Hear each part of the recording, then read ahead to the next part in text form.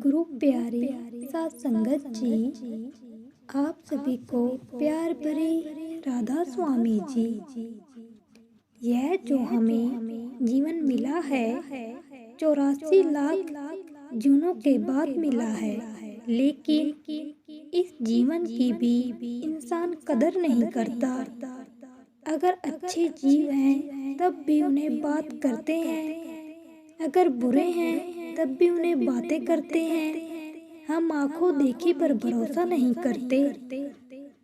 हम जो सुनी सुनाई बातें जो हमने शायद कभी इन आंखों से देखा भी ना हो, एक से सुनी दूसरे को बता दी, दूसरे से सुनी उसने तीसरे को बता दी। ऐसे ही वह फैलती फैलती समाज में इतनी बात फैल जाती है कि उस जीव का मजाक बनकर रह जाता है। आज की जो साखी है वह भी इसी पर ही है। आखिर इस समाज में क्या हो रहा है, लेकिन हमारा गुरु भी इतना बड़ा है, इतना ऊंचा है, जो इस पर भरोसा करते हैं वह उसको पार भी उतार देते हैं। उसको हर मुसीबत से कैसे निकालते हैं, यह हम आज की साखी में पता लगाएंगे। एक परिवार था, हस्बैंड वाइफ थे और उनकी बेटी थी। उनके जो पिता थे, बच्ची अभी 1 साल की थी। उनके जो पिता थे उनका देहांत हो गया। माँ और बेटी ही बची थी। अब माँ ने अपनी बच्ची को बड़ी ही मुसीबतों के साथ पाला पोसा। थोड़ी बहुत जायदाद थी, ठेके पर दे रखी थी। अपनी बच्ची का पालन पोषण किया, अपनी बच्ची को बड़ा किया, पढ़ाया लिखाया। जब बच्ची बड़ी हो गई तो उसने सोचा कि मेरी माँ ने सारी जिंदगी कितनी मेहनत की है, मुझे किन मुसीबतों से पाला है, यह मुझे ही पता है। जब उसकी माँ थी तो लोग माँ को भी बहुत ही बातें करते थे, उस पर तरह तरह के इल्जाम लगाते थे। जब माँ बेटी डेरा जाया करते थे तब भी उन पर तरह तरह के इल्जाम लगाते थे कि इनके आगे पीछे कोई भी नहीं है। उठती हैं बैग और डेरे पहुंच जाती हैं। डेरों में क्या रखा है, यहाँ तो सब ऐसे ही चलता है। अब ये बेटी भी बड़ी हो गई, इसने भी वही काम शुरू कर दिया है। कभी अकेले ही सत्संग घर पहुंच जाती, कभी अकेले ही सेवा पर चली जाती। इन माँ बेटों ने पूरा जितना भी एरिया है उसको खराब कर रखा हुआ है। बहुत लोग बातें करने लगे। जब बेटी बाहर जाती तो उसके कानों में ये आवाज पड़ती थी कि मेरी माँ को बुरा भला कहते हैं, लेकिन बेटी ने कभी इस चीज को लेकर कोई भी शिकवा गिला नहीं किया। धीरे धीरे ऐसे ही समय बीत गया। एक दिन जो बेटी थी अपनी माँ से कहने लगी, माँ मैं भी कोई काम करती हूँ, बड़ी ऐसे तो हमारा जो गुजारा है बड़ी मुश्किलों से चल रहा है। अब आप जो काम करती थी आप उसे छोड़ दीजिए, सारा कुछ मैं किया करूँगी। आप मुझ पर छोड़ दीजिए सारा कुछ।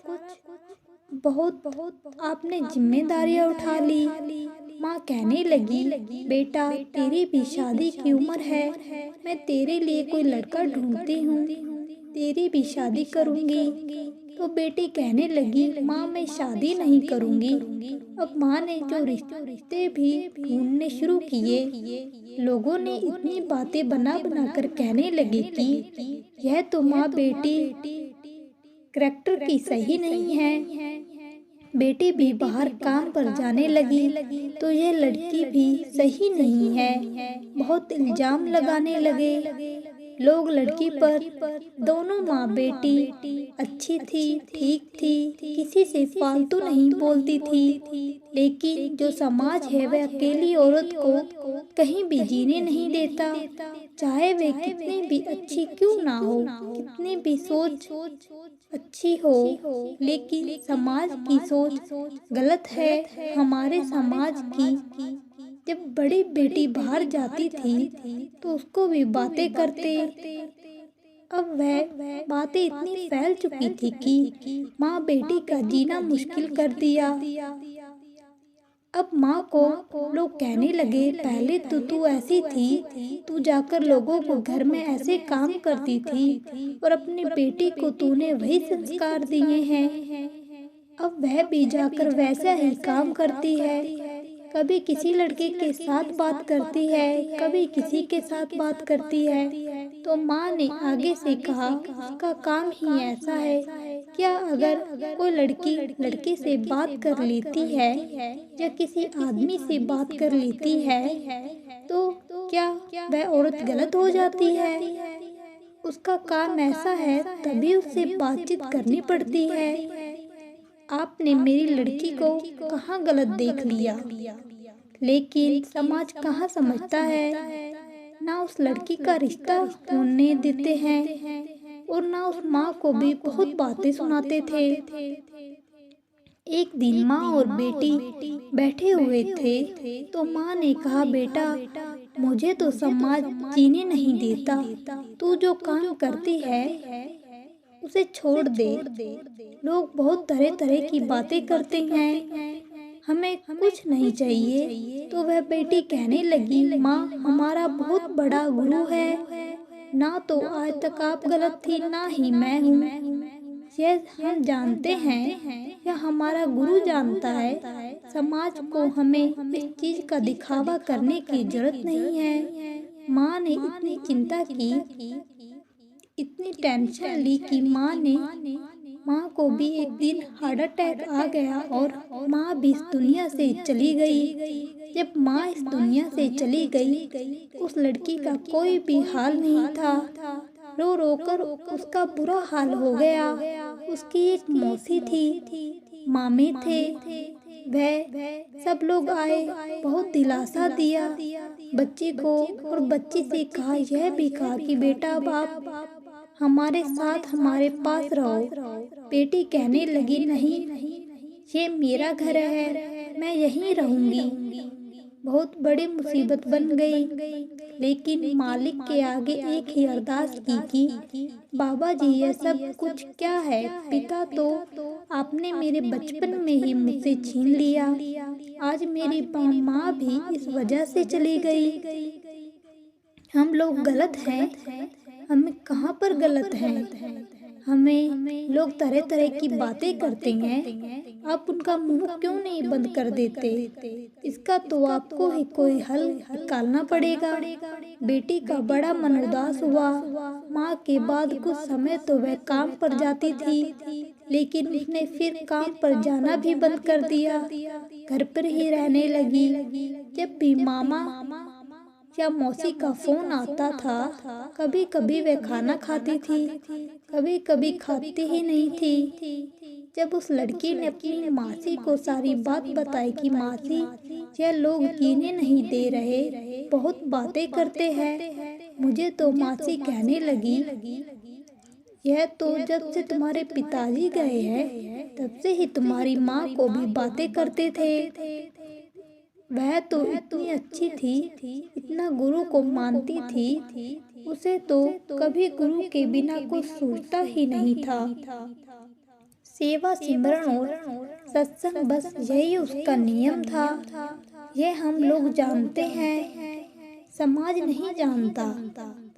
बस गलत इतनी थी, सिर पर छत नहीं थी, पति का साया नहीं था, तो लोग उसे बातें करते थे।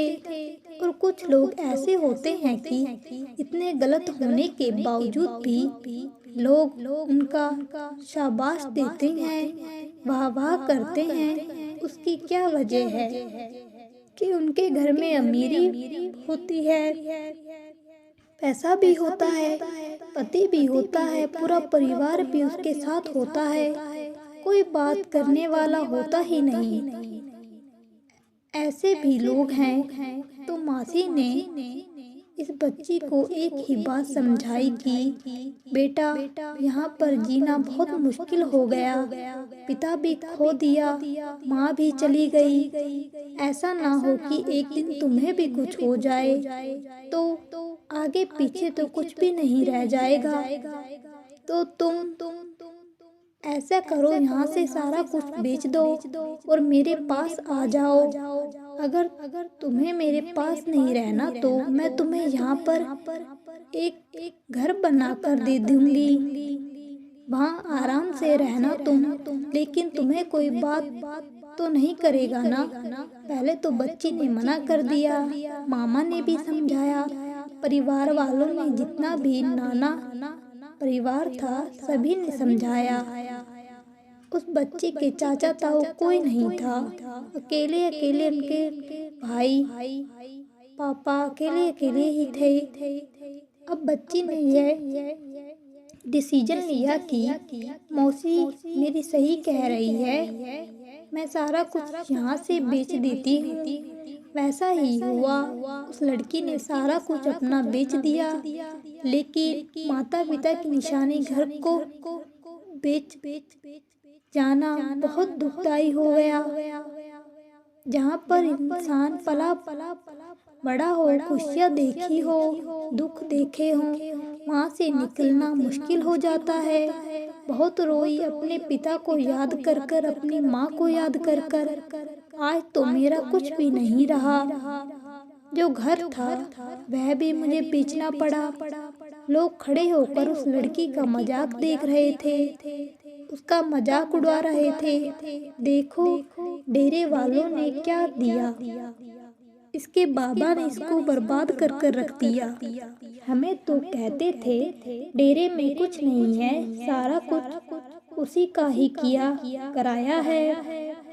बहुत लोगों ने बातें की, लेकिन लड़की जुबान से जुबान नहीं उठाई, कभी किसी को बुरा नहीं कहती थी। लेकिन उस दिन सारी मासी मामा सब लोग उस लड़की को लेने आए थे। वे बोल रहे थे कि सत्संगी वह कहने लगे, आज जो कुछ भी हुआ है सब कुछ आप लोगों की वजह से हुआ है। आप लोग समाज में रहकर एक दूसरे की मदद क्या करोगे, एक दूसरे का मजाक बनाते हो। क्या आपके घर में कोई बच्चा, कोई बेटी, कोई बहू, कोई माँ, कोई पिता, आपके घरों में तो कोई है ही नहीं। आपकी बच्ची, आपकी माएँ कभी बाहर गई ही नहीं। बहुत सुनाया, लेकिन तभी ये बच्ची ने एक भी बात नहीं कही। हमें इनसे कुछ नहीं कहना, मेरा तो जो भी हल निकालेगा मेरा सतगुरु निकालेगा। कितना हौसला था उस लड़की में। चली गई वहाँ से। मासी ने उसको अपने घर से थोड़ी सी दूर एक घर खरीद कर दे दिया। घर ऐसा दिया, नीचे भी था ऊपर भी था। तो मासी ने कहा, बेटा तू अब काम मत करना, ऊपर किराएदार चढ़ा दे, नीचे तू आराम से रह। वह लड़की कहने लगी, मासी काम तो मुझे वैसे भी नहीं करना, मुझे तो जीना ही नहीं, मेरा मन भर गया है इस जिंदगी से। माँ भी चली गई, पिता भी चला गया। मेरा बस एक मन जरूर है कि मैं भजन सिमरन करना चाहती हूँ। भजन सिमरन ले बस मालिक का ही नाम ध्यान चाहती हूँ, सिमरन ही सिमरन करना चाहती हूँ।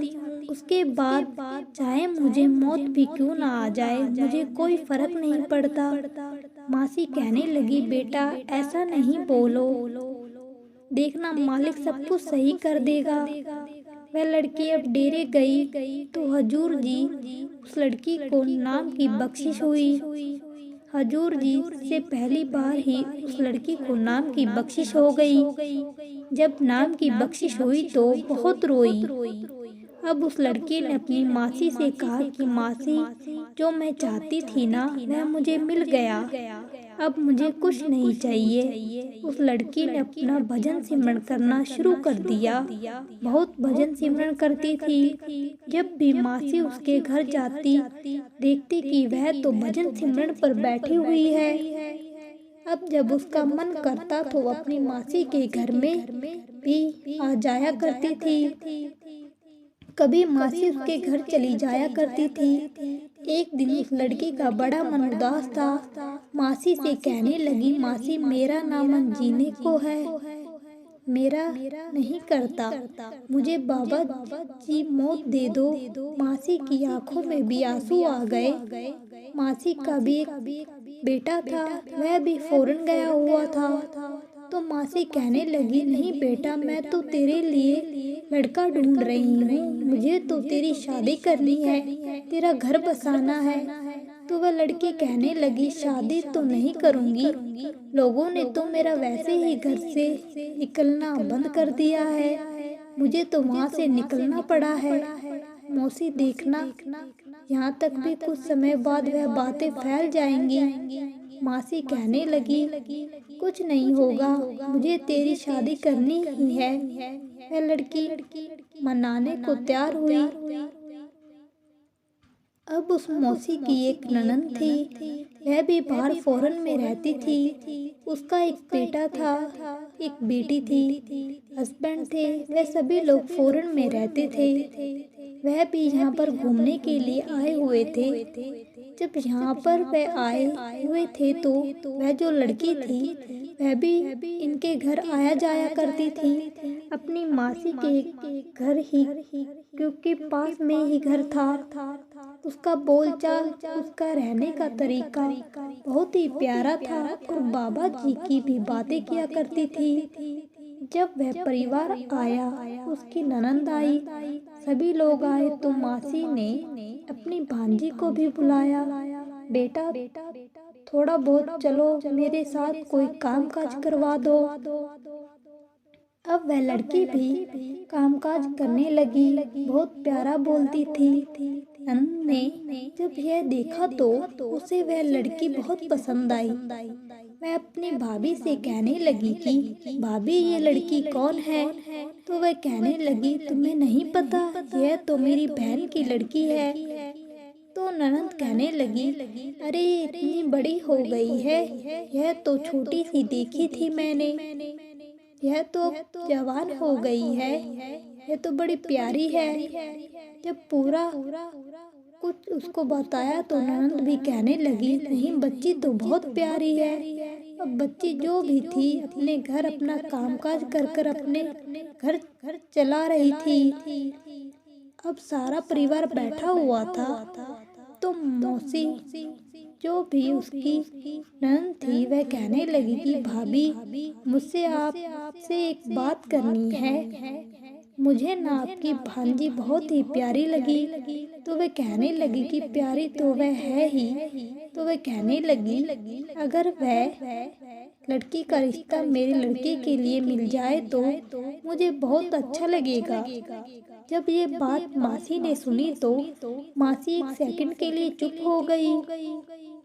तो ननद कहने लगी, क्यों, क्या उसका रिश्ता हो गया है? तो वह कहने लगी, उसके भी कोई रीजन है जो मैं तुम्हें बताना चाहती हूँ। अगर तुम्हें सही लगे तो रिश्ता करना, अगर ना लगे तो बिल्कुल मत करना। अब मासी ने पूरी बात बताई। तुम्हें तो पता ही है कि पिता तो बचपन में ही चले गए, मेरी बहन को भी कुछ साल हो गए। तो ननद कहने लगी, इस बात का तो हमें पता है, लेकिन बच्ची इतनी बड़ी हो गई है, इतनी सुशील है, इसे बात का हमें पता नहीं था। लेकिन लड़का भी अब आया हुआ है, सारा परिवार हमारा आया हुआ है, बात क्या है वह बताओ। तो मासी कहने लगी कि इसके जहाँ भी रिश्ते होते थे लोग बहुत बातें करते थे, ये कामकाज करती थी, घर में गरीबी थी, सारा कुछ यही करती थी, लोग तरह तरह की बातें करते थे, डेरे को भी बातें करते थे। जब ये डेरा जाया करती थी, अब तो इसने भजन सिमरन ले लिया, सारा दिन भजन सिमरन ही किया करती है। ऐसा ना हो कि कल को आप लोग रिश्ता कर लो, आपसे आकर कोई कहे कि वह लड़की तो सही नहीं है, वह लड़की तो ऐसी है, क्योंकि लोगों ने बहुत बातें की। एक तो होता है कि एक दो बातें करती है, एक तो होता है कि बचपन से ही उनका नाम इतना रोशन कर देते हैं। कुछ लोग कि इनके ऊपर धब्बा लग जाता है, वही धब्बा इनके ऊपर लगा हुआ है, माँ पर भी और बेटी पर भी। जब ये सारी बात नंद ने सुनी तो नंद कहने लगी, बेटी तो ऐसी ही नहीं तो मासी कहने लगी, ये आपकी निगाह है, ऐसा ना हो कि कल को जब शादी हो जाए आप उस पर भी इल्जाम लगाने लगो, तरह तरह की उस पर बातें करने लगो। अगर आपको सही लगता है तो करना रिश्ता, आज ही मत करना, क्योंकि उसने बड़े दुख देखे हैं, वह लोग दुख सहने के लिए तैयार नहीं है। पहले तो वह मानती ही नहीं शादी के लिए, तो ननद कहने लगी, नहीं मुझे ये रिश्ता चाहिए ही चाहिए, आप उसको मनाओ। अब आप जब लड़की को बुलाओ, उसे सारी बात कही तो लड़की ने एकदम मना कर दिया कि नहीं, कल को यह लोग भी मुझे जीने नहीं देंगे, यह भी मुझे बातें करेंगे, क्योंकि मेरे ऊपर धब्बा ही लगा दिया है लोगों ने इसने, और यह मुझे डेरे पर भी नहीं जाने देंगे। तो मासी कहने लगी, बेटा वह सारी बातें मैंने उनसे कर ली हैं, वह डेरे भी जाने देंगे और तुम्हें कभी कुछ नहीं कहेंगे, ये मेरी गारंटी है। बस तुम हाँ कर दो। लड़के से भी पूछ लिया है। लड़का कहने लगा, मुझे कोई ऐतराज नहीं है, मुझे लड़की पसंद है। किसी तरह सारे परिवार ने लड़की को मनाया, वह लड़की मान गई। अब रिश्ता भी हो गया, शादी हो गई। कुछ समय बाद वह लड़की फौरन पहुंच गई। आज इस टाइम में समय वह सारा परिवार फौरन में, और वह लड़की इतनी खुश है कि सारा परिवार उससे इतना प्यार करता है कि आज उससे अपने माँ बाप की याद इसलिए आती है कि आज अगर मेरे पिता और मेरी माँ जिंदा होते तो शायद मुझे देखकर ही आज मैं कहाँ से कहाँ पहुँच गई, जिससे माँ ने सारी जिंदगी लोगों की बातें सुनी। मेरी बातें सुनकर आज वह इस दुनिया में नहीं है। आज वे देखती हमारे गुरु ने मुझे कहाँ से कहाँ पहुँचा दिया। आज वे लड़की इतनी खुश है तो कहने का भाव सिर्फ इतना है कि लोग बहुत बातें करते हैं, डेरे को भी बातें करते हैं, जीवों को भी बातें करते हैं। एक तो इंसान वैसे ही इतना दुखी होता है, उसके ऊपर और तोहमतें लगाते हैं। लेकिन अगर इंसान सच्चा है, उसका मन सच्चा है और उसे सिर्फ और सिर्फ गुरु पर ही भरोसा है, तो सच मानिए मालिक ऐसे ही सुनता है जैसे उस लड़की की फरियाद सुनी। आज वह लड़की रानी है। रानी बातें करने वाले तो सब यही रह गए, वह तो फौरन जा रही। आज जब उसने कुछ पूछा तो उनके जो कहने के तरीके हैं, बोलने के तरीके हैं, हाव भाव सब अलग है। यह सिर्फ और सिर्फ एक पैसे की पावर है। पैसा बहुत कुछ करा देता है इंसान से, पर ऐसा होना नहीं चाहिए। हमें भी ऐसा बनना चाहिए कि हमें बिना देखे, बिना सोचे समझे किसी पर इल्जाम न लगाएं। ज़्यादातर बेटियों पर तो कभी भी किसी को बुरा भला नहीं बोलना चाहिए, क्योंकि हर किसी के घर में बेटियां भी है, बहुएं भी हैं, माँ भी है। सभी को सम्मान देना चाहिए। आगे आने वाले जीवन में इसके साथ क्या होना है, ये हमें किसी को नहीं पता। इसीलिए बाबा जी का भजन सिमरन करना चाहिए। कभी किसी की बातें नहीं करनी चाहिए, कभी किसी का मजाक नहीं बनाना चाहिए, क्योंकि एक दिन वह मजाक हम पर ही बनकर आ जाता है, जिसका बहुत बुरा प्रभाव पड़ता है। अगर आपको ये साखी अच्छी लगी हो तो हमारे चैनल को सब्सक्राइब कर लें। राधा स्वामी जी।